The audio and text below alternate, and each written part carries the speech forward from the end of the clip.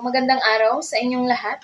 Ipagpapatuloy ko po ang aking report at ito ay patungkol sa Title 5 ng ating Family Code of the Philippines, yung The Family. So ayon kay Alexander Borelli, family means all the individuals who live under the authority of another, including servants of the family.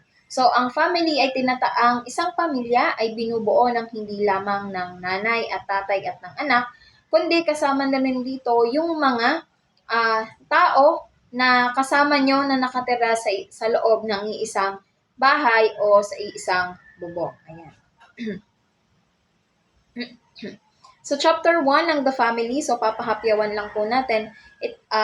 Chapter 1, The Family as an Institution.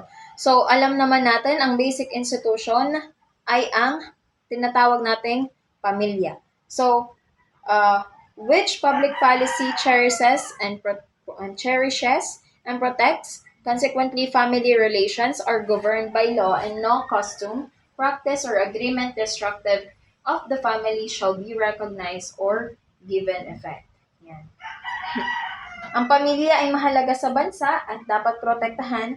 Ang mga relasyon sa pamilya ay dapat sundin ang batas at hindi dapat may gawi o kasunduan na makasasama sa pamilya. Sa Article 50, ito yung kabilang sa isang pamilya. Ang una ay between husband and wife. Ito yung tumutukoy sa relasyon ng isang babae at ng lalaki. Between parents and children. Ito ay pagitan ng magulang at ng anak. Tumutukoy sa relasyon ng magulang sa kanilang anak, maging ito ay mga anak sa tunay na dugo o mga ampon. Ibig sabihin, kahit ampon ka, isa kang pamilya. Among other ascendants and descendants, sa pagitan ng iba pang ninuno at mga inapo or apo. Ito ay tumutukoy sa relasyon ng mga lolo't lola, pinsan, tiyo, tiya. Ayan. At number 4, among brother and sisters, whether the full or half-blood. Ito. Yung mga kapatid, maging ito ay buong kadugo, kalahating dugo, ampon, yan. Ito ay tumutukoy sa relasyon ng mga kapatid na magkakapatid sa isang magulang o sa kabilang magulang. Ito, sa madaling salita, ang artikulong ito ay naglilista ng iba't ibang uri ng mga relasyon sa pamilya na kinikilala ng batas. Basta't ang sabihin man natin na ikaw ay ampon, basta't ikaw ay nakuha o naampon ng nasa legal na proseso, ikaw ay kabilang na isang pamilya. Ayan, dadako naman po tayo sa chapter 2, The Family Home. Dito sa chapter 2, kasama ang artikulo 152, sa artikulo 152, the family home constituted jointly by the husband and the wife or by an unmarried head of a family is the dwelling house where they and their family reside and the land on which it is situated. Ayan. Ang family home daw, ito ay binubuo ng magkasama na mag-asawa constituted jointly by the husband and the wife o isang walang asawang ulo ng pamilya or by an unmarried head of a family. Ito yung mga single mother o yung mga magka-live-in partner. Ay ang bahay na unmarried head of the family, bahay na tinitirnahan nila is the dwelling house where they at ang kanilang pamilya and their family at ang lupang kinatatayuan nito and the land on which it is situated. So in the essence, these articles define family home as a dwelling place shared by a married couple or a single head of a family. Includes the land on which the house is built. Ito ay, yan. So dito nagmula yung tahanang pamilya. Ito ay isang specific legal term dito sa atin sa Pilipinas na kung translate natin siya, ito ay naglalayon to convey the legal meaning accurately. Ayan. Ngayon naman, nadako tayo sa Article 153 kung saan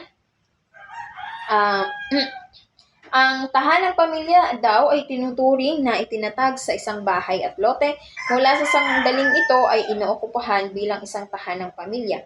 Mula sa oras ng pagtatag nito at hanggat ang alinman sa mga benepisyaryo nito ay naninirahan doon.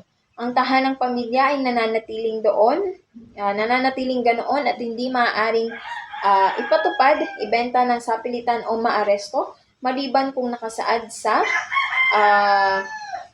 Artikulo 153. Ayan. Una, ayan. Ito pala.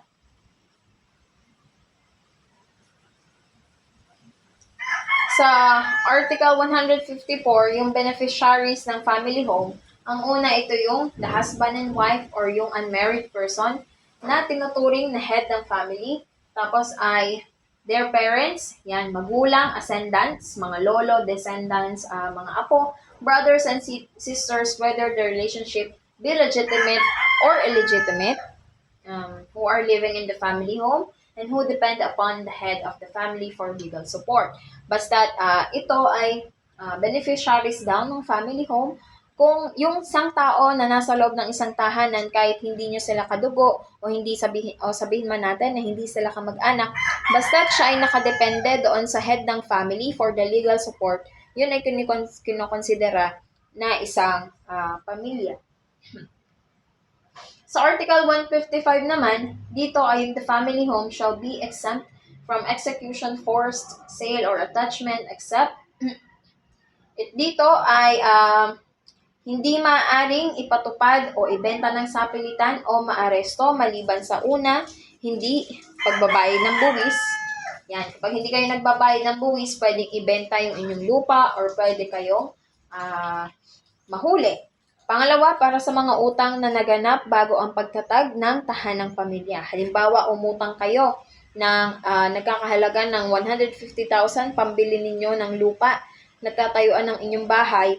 Kapag hindi nyo nabayaran yung halaga na yon, ay maaaring kunin sa inyo yung lupa na iyon, kapalit ng inyong inutang. Ayan. So, wait lang po sa continuation. Sa pangatlo ay para sa mga utang na may kasamang mortgage sa ari-arian bago o pagkatapos ng pagtatayo ng pamilya.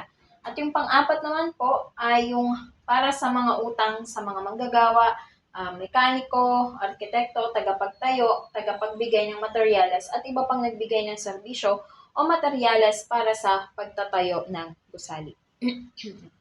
Sa Article 156 naman po nakasaad dito na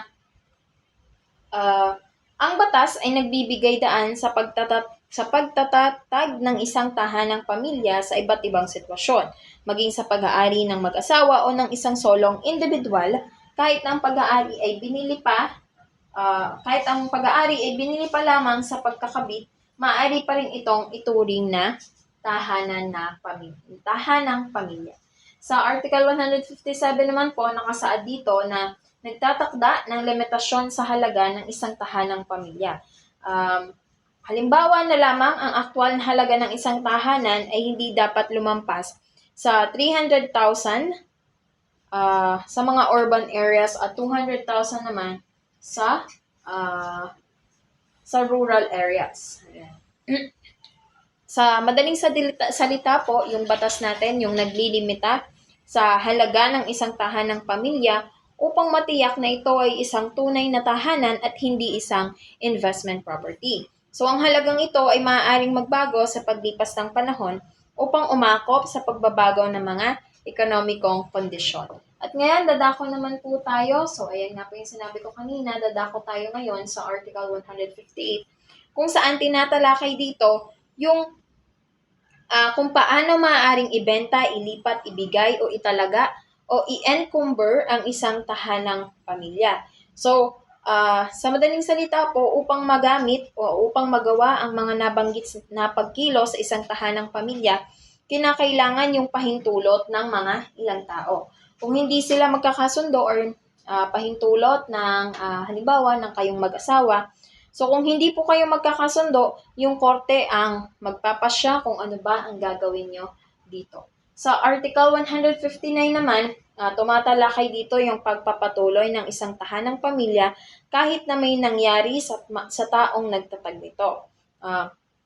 So, ibig sabihin po, kahit namatay ang taong nagtatag ng tahanang pamilyang ito, ay mananatiling buo sa loob ng isang tiyak na panahon o hanggang sa lumaki ang mga menor de edad na benepisyaryo.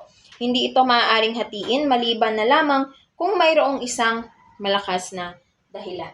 Dito naman po sa Article 160, yan. Ito ay nagsasaad ng isang exemption sa proteksyon ng isang tahanang pamilya. Kahit yung isang tahanang pamilya po ay protektado ng batas, merong mga pagkakataon talaga na maaari itong ibenta upang mabayaran yung mga utang. Ito ay mangyayari lamang kung ang halaga ng tahanan ay mas malaki doon sa limitasyon na itinakda ng batas at kung ang utang ay hindi kabilang sa espesyal na uri ng utang na binanggit sa batas. Ayan. Sa Article 161 naman po ay nagsasaad dito na ang isang tao ay maaaring magtatag o maging benepisyaryo ng isang tahanang pamilya lamang. So, maaari ka lamang magkaroon ng isang tahanang pamilya.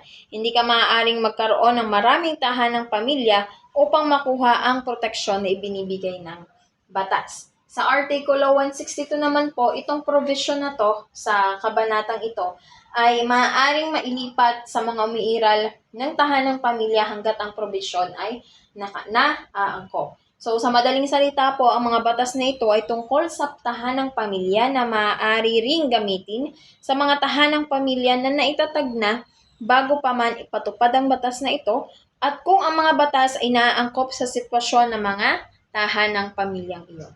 At yan po nagtatapos ang ating The Family Home, The Family sa Title 5 ng ating Family Code of the Philippines, The Family. Sa Chapter 2 ay The Family Home.